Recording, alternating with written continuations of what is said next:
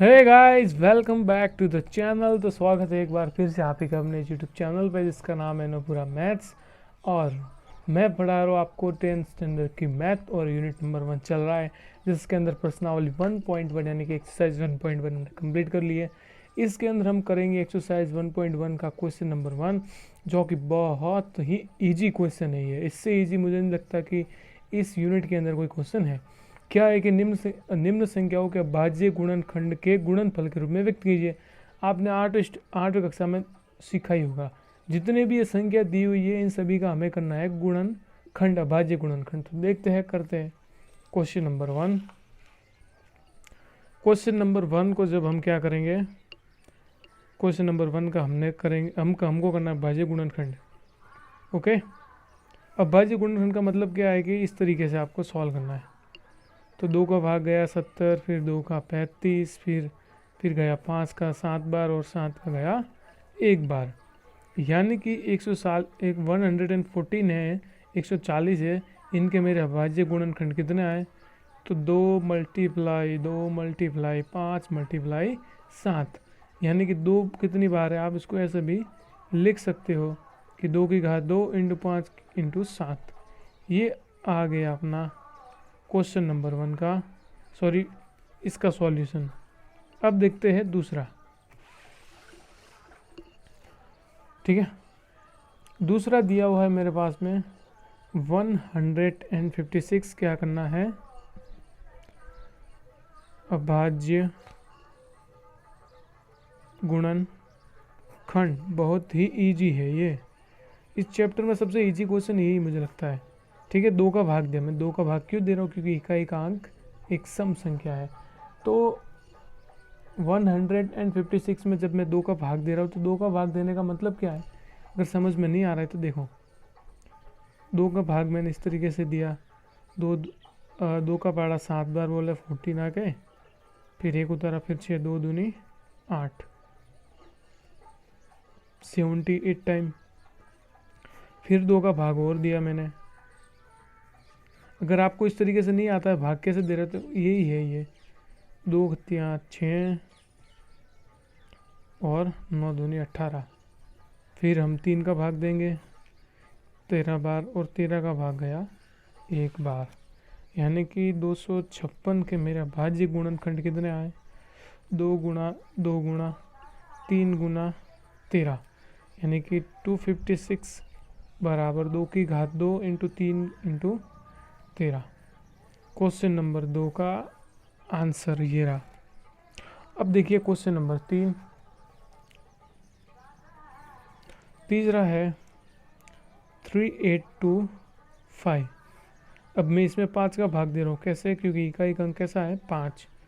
यह देखिए, किसी भी संख्या में 5 का भाग तब जाता है जब ये तो इकाई का अंक 0 हो या फिर 5 हो। इकाई का अंक का मतलब होता है यूनिट डिजिट। जब मैंने इसके अंदर 5 का भाग दिया तो ये गया 765। अब कैसे आया तो देख लो। देखो, भाग देना आपको आना चाहिए, नहीं आ रहा है तो देखो सीख लेंगे हम। देखो, 5 का पाड़ा बोला संख्या इसके आसपास आनी चाहिए, यानी कि 5 का पाड़ा जब मैंने 7 बार बोला कितने आ गए? 35। कितने बचे? 3। फिर 2 उतारा, फिर मैंने बोला 6 बार, 30 आ गए। फिर 2 आए, फिर 5 का पाड़ा 5 बार बोला 0। समझ में आया? फिर से मैंने इसके अंदर जब तक भाग देते हैं तब तक देना है। फिर 765 में वापस 5 का भाग दिया, 5 एकम 5, 2 आए 6, सॉरी। फिर 1 उतारा और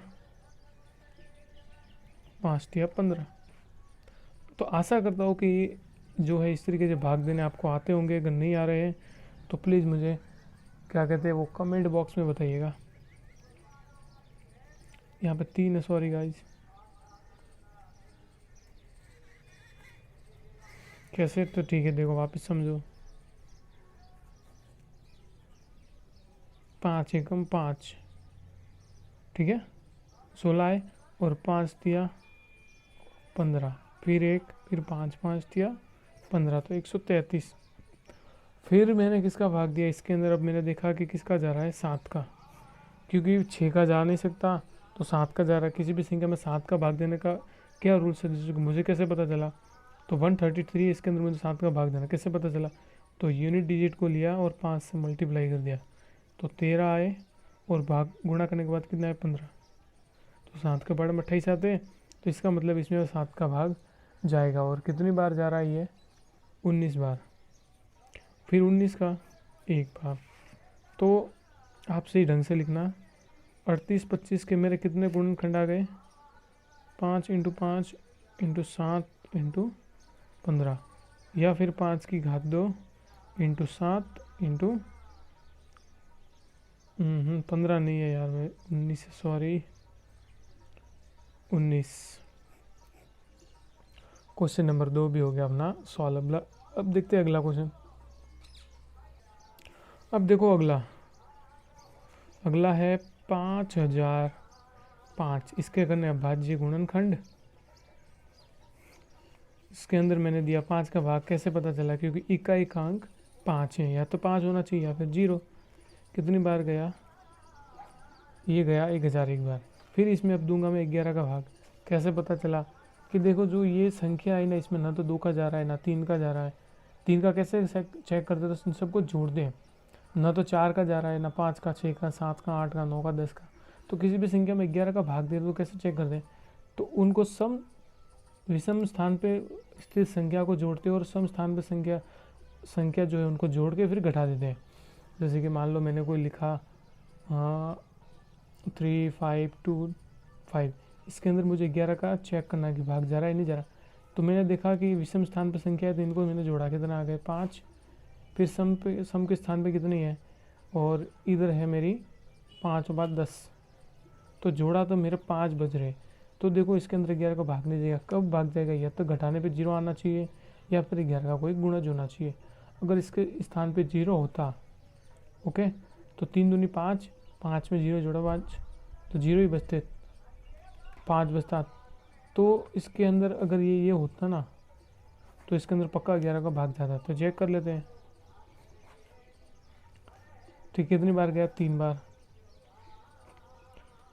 2 आया, और 11 दूनी 22, 0 आया, फिर 0 उतारा, 11 का भाग दे 0 में 0, 320 आ गए। तो इस तरीके से चेक कर दें। पार्ट 1 में मैंने बताया हुआ है सब। तो 11 का भाग दिया, इसमें मेरे पास आ गए अपने 91। फिर किसका भाग गया, 13 का, 13 7 91। फिर 7 का भाग गया एक बार।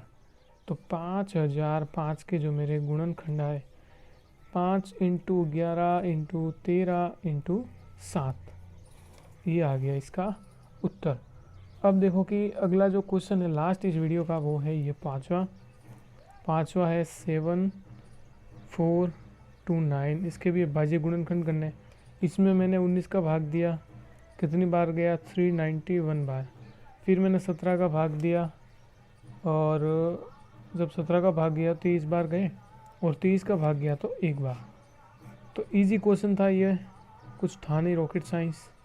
19 × 17 × 23, ये आ गए इन सभी के आंसर। तो आशा करता हूँ वीडियो आपको पसंद आई है। अगर पसंद आई है तो इसे लाइक कीजिए, सब्सक्राइब कीजिए और जुड़िए हमारे साथ में। और हमें आपके सपोर्ट की बहुत ही ज़्यादा ज़रूरत है, ताकि हम ज़्यादा से ज़्यादा उन लोगों तक एजुकेशन बेस्ट क्वालिटी वाला पहुँचा सकें।